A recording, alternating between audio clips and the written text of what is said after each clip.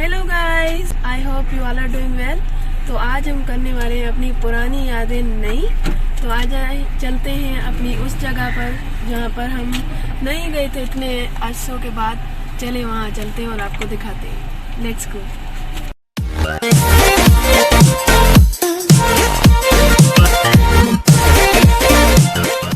तो जी आ चुके हैं हम अपनी उस जगह पर जहाँ पर हमारी बहुत सारी यादें थी और हम इवेंट्स पर आया करते थे और अपने दोस्तों के साथ। यहाँ पर बहुत सारी हमारी मेमोरीज हैं।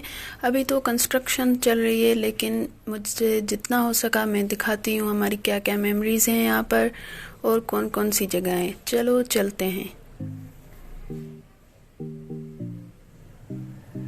के हैं अपनी राइट